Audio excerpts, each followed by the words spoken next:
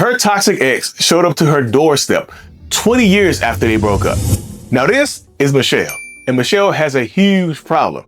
Her ex from 2 decades ago just popped up to her house out of nowhere, unannounced. Now let me give you a little background on how we even got to this point in the first place. Michelle said she and her ex, we'll call him Toxic Timmy, they met when they were in their 20s. It wasn't a high school sweetheart situation, but more like a post-high school, early adulthood type of relationship. In their 20s, it wasn't sunshine and rainbows. She said that Toxic Timmy started off as an amazing person, like they all do, right? But eventually, he got strung out on drugs and started to treat her horribly. Now, Michelle has a big heart, so she didn't break up with him immediately. Even though she felt like she should have, she didn't do it. It's like the little impact on her shoulder was whispering in her ear to give him another chance, right? So she did. She listened to the little impact on her shoulder. Now, old Toxic Timmy, he was thrilled that she decided to stay.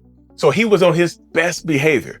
They both agreed that Timmy would spend most of his time with Michelle so that he wouldn't feel pulled towards the drugs like a tractor beam. Like Michelle tried to step in between him and the drugs, like a barrier, right? He also decided to give all his money to her so he wouldn't run off and spend it on drugs. During this time, things were actually going pretty good in the relationship. Then one night, Timmy lost it. Michelle said he disappeared, wouldn't pick the phone up or anything. He disappeared for a few hours, and then out of nowhere, she got a call for him to come pick him up from the projects. The projects, y'all. Because he owed money for drugs. The dealers legit kidnapped him and wouldn't let him leave without paying him. So it seemed like Toxic Timmy tried to run off on the plug, and they caught him, so he ended up having to call Michelle. Because remember, Michelle has all his money. After that, Timmy's mom sent him to rehab 3 times, y'all. His own mom. And then 3 times, as soon as he got back out, he was right back on the stuff. Michelle said she couldn't handle it anymore, so she broke up with him. And rightfully so. He was putting her through hell. 10 years go by, and somehow they ended up together again. Somehow. Now, in their 30s, this relationship in the 30s didn't last as long. Because although Timmy wasn't on drugs anymore, he was now a serial cheater. It's like he put down the drug addiction and became addicted to cheating. Like literally addicted to stepping outside the relationship.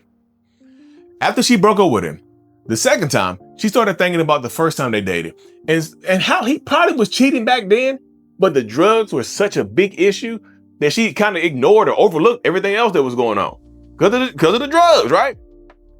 So, just to refresh your memory, we got a period of time of them dating in their 20s and a separate period of them dating in their 30s, not 10 years all together, right?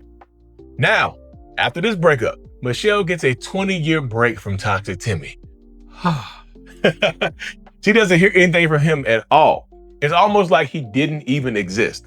Then one day, about 20 years after the breakup, Michelle is sitting at home watching TV, and all of a sudden, she gets a knock on her door.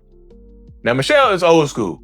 She didn't ask who it was, nothing. She just hopped up, opened the door, and right there in front of her stood a disheveled older man with gray hair, rocking a tattered baseball cap. Her words. At first, he had his head down, and then he slowly raised his head up for the great reveal. Y'all, it was Toxic Timmy ass. 20 years later. She had no idea where the hell he came from or how he even got her address. But now he's here, standing in front of her with a ball cap and a sob story. So apparently, over the last 20 years, Timmy had found a nice woman and settled down. Timmy said he kicked the drugs and decided to get addicted to having a family. Timmy got addicted to having a family, y'all. I mean, Timmy got busy and ended up having 6 kids. 6 of them things, who are all grown now. Now, I bet y'all wondering, what the hell is 56-year-old Toxic Timmy doing here? Well, I'm glad you asked. The first thing out of his mouth was a sad story about how his oldest son passed away. Sad, right? Not only that, his ex-wife and all 5 of his other kids no longer speak to him. None of them at all. Now, of course, did Timmy take accountability? No. Timmy blamed everybody but himself. It ain't his fault. Everybody just decided to stop talking to him one day. Couldn't deal with the grief of losing the older son, right? So after a while, Timmy somehow convinced Michelle to feel sorry for him. The little impact on the shoulder, right? Talking to her again. And she decided to give him another chance. 20 years have gone by. He must have changed, right? Wrong. Toxic Timmy was worse. Y'all, he was worse. Michelle said they used to argue back when they were in their 20s, but now their arguments were more lethal than ever. She said that whenever she would get the best of him in an argument right now, instead of having a rebuttal or arguing back or just being quiet and shutting the hell up, he would swing on her. And sometimes he would connect. He would be losing the argument, y'all, and just swing on her. Now, Michelle said, and I quote, "I'm too old to be getting my ass kicked, so I'm finally done." Now, Toxic Timmy does not care that Michelle was done, y'all. So instead of packing up his stuff and just leaving, he decides to trauma dump and tell Michelle all the bad things that had happened to him in his childhood. He claims that to be taken advantage of by a female babysitter when he was 7 years old. I know that's sad, right? It's horrible. But apparently, 56-year-old Timmy doesn't see it as horrible. Michelle said he was kind of bragging about it happening at 7 years old. That's traumatic, right? Now remember, Michelle is full of empathy. Maybe too much empathy, right? So she starts to feel bad for him again.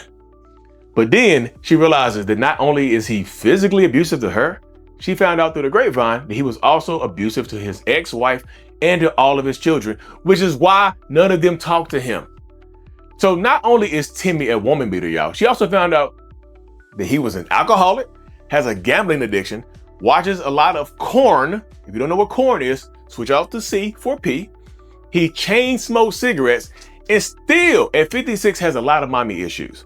Michelle said she felt like she was parenting him instead of being his girlfriend. And she had had enough. She was done. Michelle was tired, y'all. She was tired. Although she did feel bad for him, she chose herself in this situation. And I don't see anything wrong with that. Do y'all? Because yes, something may have happened to him in his childhood, but that does not excuse his adult behaviors, especially the abuse and trying to ruin Michelle's life. She had been drama Timmy free for 20 years, And she said, even though all this new stuff started happening within the first year of them being back together, she still feels bad for having to kick him out.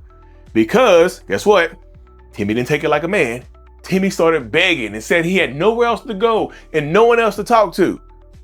I wonder why, right? She said that she feels like she got out of it right in time because his abuse was escalating. And she thought that sooner or later, she might have been unalived by him, that he was going to unalive her. And if you don't know what unalive means, it means that you no longer have to pray to God because you'll be standing right next to him face to face in heaven, in the afterlife. She thought that with enough time, he would have gotten better. But like most narcissistic people who don't get help, he actually got worse. Toxic Timmy is probably out there right now wandering the streets like the Joker, looking for his next victim, which absolutely will not be Michelle. So shout out to her for being brave and sending in her story. Remember, y'all, it's okay to choose yourself. Even when you care about the other person, it's okay to pick you. Now, thanks for tuning in. I hope y'all enjoyed this story time series, y'all. If you want to send your story in, shoot it to me at info, I-N-F-O, @mentalhealness.net. Send me your story. Tell me what you look like a little bit. Describe the other person, and I will change your name. Michelle is not her real name. And Toxic Timmy is not his given legal name either, y'all. Anyways, y'all, thank y'all for tuning in, and peace.